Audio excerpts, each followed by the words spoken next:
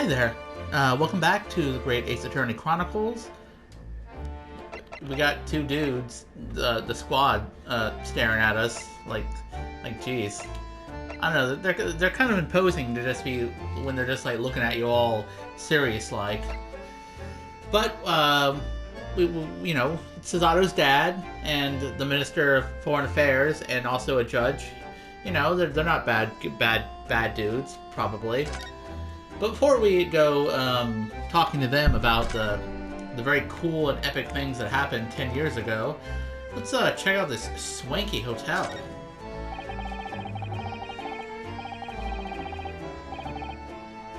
Look at those cases that just left there on the trolley. Aren't they worried about thieves? I know I am. Haven't you seen that porter over there? Don't worry. He's obviously keeping an eye on everything. Ah, so it's a trap designed to catch any chances who might be tempted. Oh, it's that guy. I remember him. Why did the porter give me such a scathing look just now, do you suppose? Well, some might say you look a little suspicious with your jet black clothes. Not everyone clad in black is some sort of ninja with intent to steal, you know. Yeah, come on. Cool it with the racial stereotypes.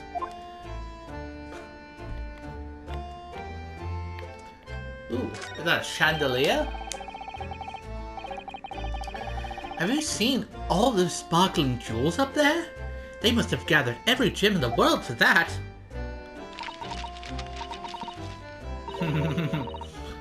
Ah, it's called a chandelier, I believe. Yep, that's the word for it.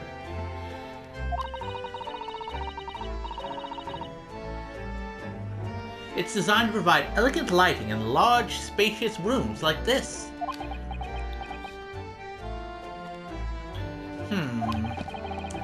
So they had to gather every gem in the world just to illuminate one room? I don't think it's every gem in the world, to be fair. It's probably electric light bulbs that are actually throwing the light. Yeah, I guess really wealthy places like this probably would have electricity, huh? At this point in history.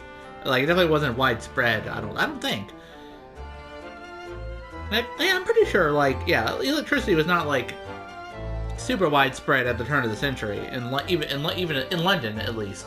Certainly not in, like, other parts of the world.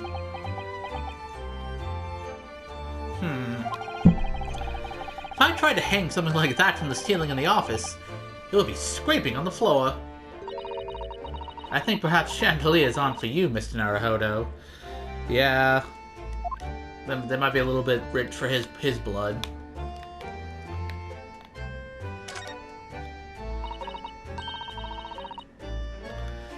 That desk is known as a hotel reception. Anyone wanting to spend the night has to report there to sign in for their stay. Yep, that's how that works. Oh? So do you think that's a head clerk behind the desk there?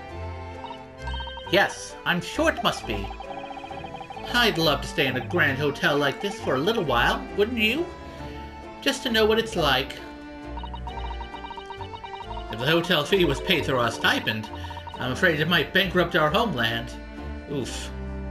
So I guess we're not staying here, we're visiting here. True. London gives the word expensive a whole new meaning.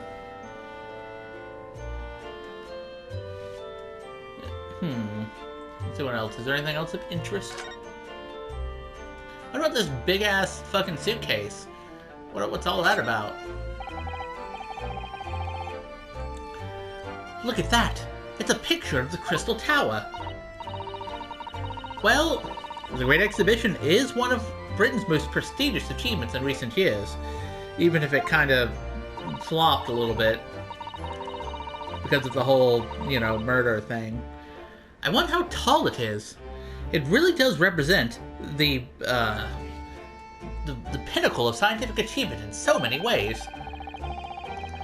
There's a 20-meter tall chimney on the bathhouse near my lodgings at Yume University. The attendant there is always boasting that it's the tallest object in the neighborhood. I'm sure. Did you know that over the channel in Paris, there's a tower that's 300 meters tall? What?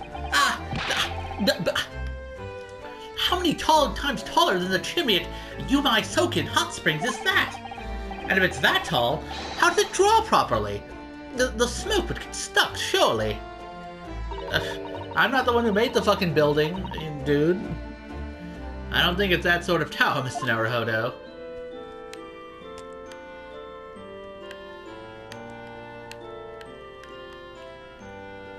Okay, so I think that's everything to examine. But first, you guys want to check out my badge? My armband? Professor Mikotoba, I wonder, could I show you something? Why do you seem so nervous? I suppose because I'm a student showing something to a professor. That's always quite nerve-wracking. Well, I'm sorry I perturb you in that way, but anyway, I'm afraid I have nothing useful to say about that, really. Oh. Well, okay, fine then. Don't have anything cool to say, I guess.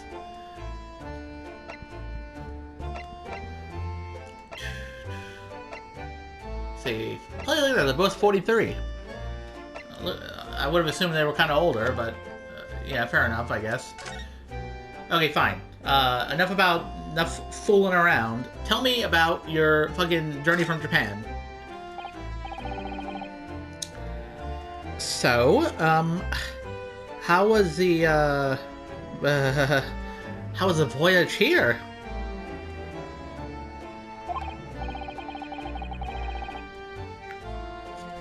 Well, 50 days at sea is a long time by anyone's standards. But it wasn't as bad as when we first came 16 years ago. No, that's true. Then I truly wondered if I wouldn't be drifting in the vast ocean for the rest of our lives.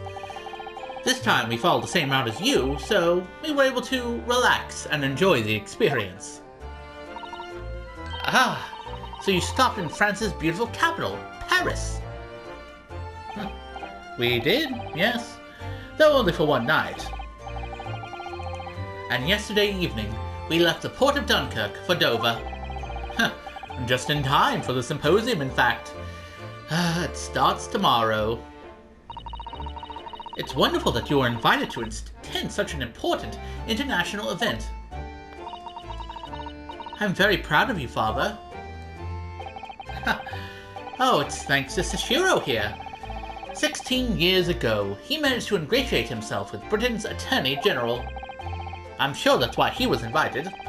And, I suppose you could say I'm something of a dependent by default. Speak for yourself, Yujin. You were close friends with the professor of forensic science at a major hospital. Yes, well, I'd rather not dredge all that up, really. No, there's been a lot of water under the bridge since then, but it doesn't bring him back. Kazuma's father, I suppose.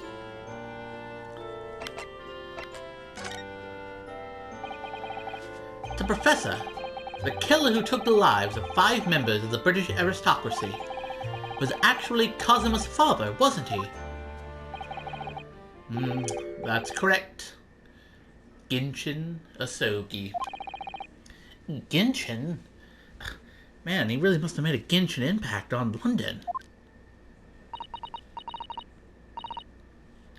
You knew, I presume, Father?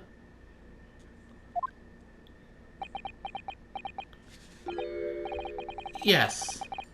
He was a close friend at the time. Wow, see, look at that. I knew you were a sussy baka. You know, you were sussus among us. You were covering up for a fucking murderer. Genshin came to Britain as a police detective. He was studying investigative techniques at Scotland Yard. I've never understood what drove the man to commit such heinous acts. It was a closed trial, so the public never knew the truth, and he was executed with little ado. To this day, very few people know what really happened, even in our homeland. But what about Kazuma? Did he know? Did he know the truth about his father? No, of course not. He was told his father passed from sickness. I mean, I guess death is a sickness of its own. However, I suspect he may have had his doubts. Oh? But why? As you know, I tried to guide Kazuma growing up, as if he were my own son. Then, one day, he came to my office at the university and said, "I've decided. I want to travel to Great Britain and study there."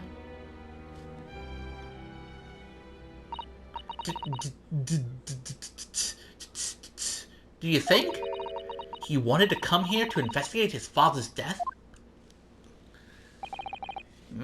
I don't know. But when I looked into his eyes, I did know that there was no way I'd be able to stop him.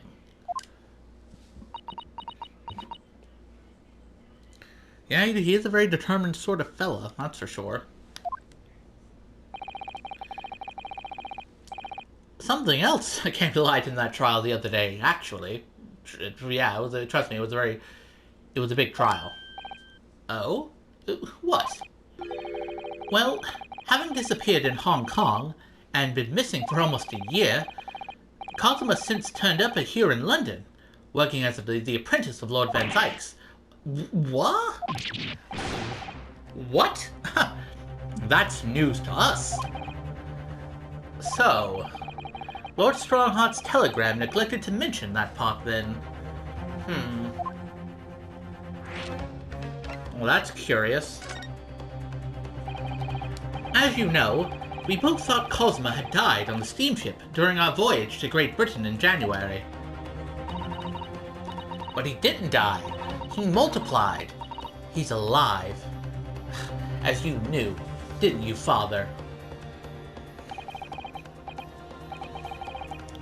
In actual fact, no. What I did know is that when your ship docked in Hong Kong, he mysteriously vanished.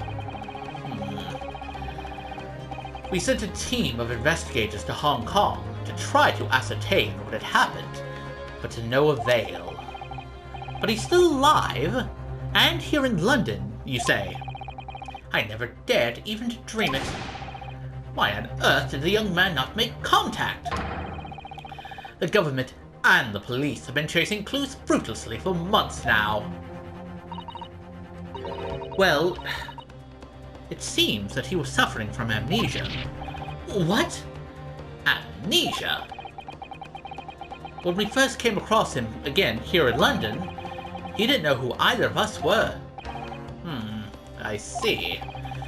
He only regained his memory 8 days ago. This is unbelievable. Yes, it's quite miraculous. I wonder why Lord Strongheart didn't let us know. I must speak with him urgently. I wonder how Kazuma's been these past few days. I've been trying to keep my distance, because, he's going through a lot, but I'm kind of worried about the guy.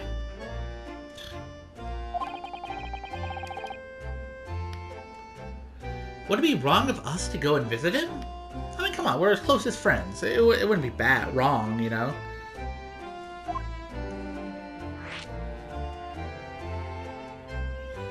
Your time in Britain. Yeah, I guess we'll ask about that. That began 16 years ago now. It's a distant memory, really. It was Eugen here, Genshin Asogi, and myself. We were the original three. The Three Musketeers, you might say. The first judicial scholars from Japan to travel overseas to study. Ocean voyages were not what they are today, I can tell you. 16 years ago, things were tough for their generation. Your father was an exceptionally fine medical student at the Yume University at the time. You know, young lady. Yes, grandmother told me. He went to do research at a great London hospital to study autopsy. Practically unheard of in Japan. Yes, it was an eerie place, sandwiched between the back of a prison and a burial ground. Ugh, not more talk of graves. Very often, there's no one willing to deal with bodies following autopsy work. So you see, autopsy labs have something of an unavoidable relationship with graveyards and prisons. Not my cup of tea at all. Do you remember that Scottish prison governor? Caden, his name was. He was a good man. Yes. But then, of course, in our sixth year here, everything changed with that dreadful case. When Genshin was arrested for a series of the most gruesome murders. I simply couldn't believe it. I'd known the man for years. I was a witness at the secret hearing, and I tried to speak in his defense, but you went a little too far and ended up facing charges yourself, didn't you? Oh shit. Yeah, I guess you were just a student back then. You weren't the important man about town that you are now. Well, suffice to say that after that trial, we were sent back to Japan. There was nothing more we could do to save Genshin.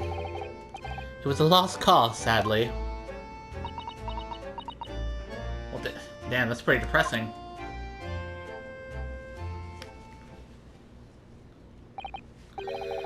Well, if you'll excuse us now... Yes, I'd like to get this trunk up to my room as soon as possible. Oh, I'm so sorry. I shouldn't have held you up here for so long. I'll call for the porter then. Just wait here. Oh, damn, she gone in a flash. Suzato-san's gone off at a run. I'd like to stay and talk more, but I do have various preparations to make for tomorrow. Yes, of course.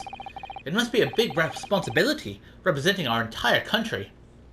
I wish you the best of luck.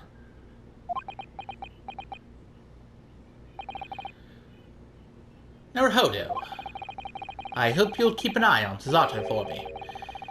Keep looking after her, as you obviously have been. Oh, no, I mean, if anyone's looking after anyone, it's her looking after me. Yeah, we're like, I don't know, we're like peanut butter and chocolate, you know? We're two great tastes that go great together. Well, I do appreciate you being there for her. After all, I've been a miserable father to her. I thoroughly let her down. I mean, yeah, abandoning her, or not showing up for like 10 years of her life, or whatever, so you go study in Japan, study in London, you know. It is a little bit iffy. And then there was a whole, you know, not one to tell her anything about anything. Sorry? What do you mean? Well, it was 16 years ago that I started my long study tour here in Britain, as you know. The very year Suzato was born. But yeah, I heard about that. The birth of my daughter was the most joyous event of my life, but... well, sadly, it was accompanied by the most tragic event of my life, too. Oh. Yes. Suzato-san hinted at something like that. It was a rather turbulent time at home. Oh yeah, I do remember saying that now. Anyway, I won't bore you with the details. The point is, I became rather less dependable than befits a grown man. And it was then that Seshiro offered me the opportunity to study here in Great Britain. I was too worried about you to leave you behind. So perhaps I was a little heavy-handed when it came to persuading you to accompany me to London. So, that's what happened in a nutshell. And that's also the reason why I now feel compelled to give my daughter as many opportunities as I dare. Though the world does not readily afford young women such things, I must say. Yeah, that's accurate. I completely understand, Professor. Ah, one other thing, Naruhodo. If I may be so bold, I have a favor to ask you. Oh, really? Of course. What can I do for you? Well, oh. God damn it. I'm tired of getting interrupted when people are gonna say important things to me, god damn it. You couldn't have waited a little bit longer, Cesato? Come on. Also, I fucking wish I could had a better voice for Mikotoba, because I feel like it's just kind of blending in with my normal Ryunosuke voice. Ugh. Well, what can I say? I'm not a professional, and also I can't remember the other voices I gave him. I'm so sorry that took so long. Mr. Zato? Now then, allow us to take your bags. Allow me to take your bags. One moment, if you please, Porter. Of course, sir. That machine around your neck. It's a camera, I believe. Quite right, sir. There's 5 shillings for a lovely photograph to commemorate a wonderful stay at the hotel, sir. Well, I think, given the occasion... sorry, got a little burpy. We could justify the expense. Yes, of course. Haha. Look at that. The gang's all here and not wearing the clothes that they're... Okay, well. I'd like to thank you for coming with me, Mr. Naruhodo. Okay, now I'm wishing I'd switch back to their normal clothes, because now it's a little bit of a whiplash. But yeah, look at that. The gang, the squad. We're all together. It's really made Father very happy, I think. Oh, well, I'm pleased then. But we were interrupted before. Professor Mikotoba was about to ask me something. Shall we return to Baker Street then? No, let me talk to fucking Mikotoba. Let me fucking see what he wanted from me, please. I expect Iris will have some delicious tea waiting for us. Yes, let's go. No, don't go! Go see what the fuck Professor Mikotoba was wanting. Like, come on, man. Don't be like that. Ugh. I'm getting more and more anxious about Kazuma, though. Perhaps I'll try to meet with Lord Strongheart later and ask after him.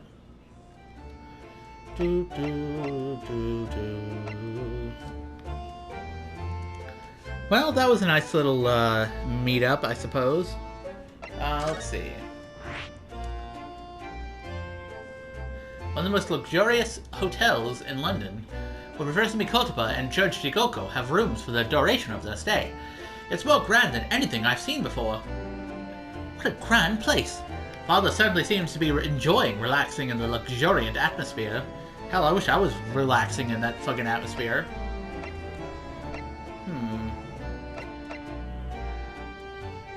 Okay, well, the game says to go to Sholmes' place first, but they also said I could go to Lord Chief Justice's and see what see how Kazuma's holding up.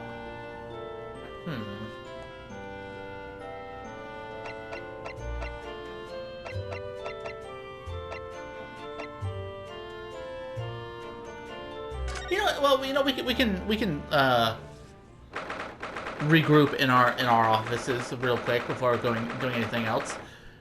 Because I don't really plan on getting too... This episode's probably going to be ending soon, so I figured, yeah, we can just regroup here and consider our next options.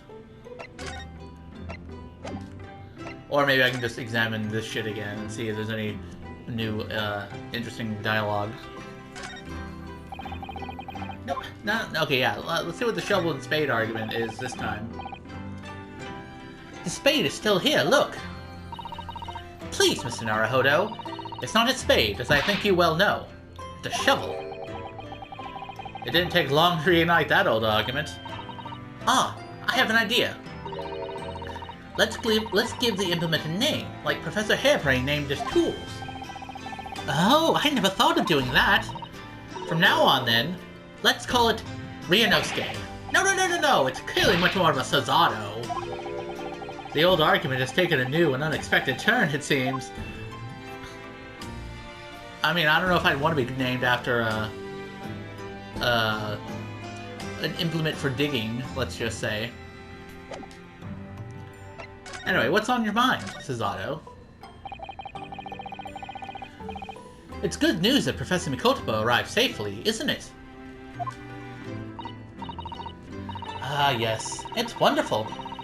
And the fact that Father has been invited to this important international event really makes me very proud to be his daughter. Your father, Judge Shigoko, us, and Kazuma, of course. There's an ever-increasing number of Japanese here in Britain's capital, isn't there? Well, yes, I suppose so. But London does have a population of 6 million people, so I think we're still a minority. Suzato-san's father, who came here as a visiting student 16 years ago, and Kazuma. It's almost as if some great power has been at work, drawing them here across the ocean to London. And I feel as though the waters are starting to swell again now. And I'm sure it's nothing, Ryunosuke. You're just worrying over nothing. It's not like there's gonna be some, you know, overarching storyline that connects all these players together, and then twists and turns, and, you know, drama, suspense, a little bit of tragedy, some comedy, you know. We're not going to get any of that, I'm sure. It's just going to be a very nice, normal stay, you know, at the International Forensic Symposium. And then they're going to leave, and, you know, everything's going to be, you know, just fucking A-okay. That's normally how things in these games go, after all. But yeah, I think we can wrap things up for now. In the next episode, we will go check on Iris and get some sweet tea. And then maybe consider our options from there.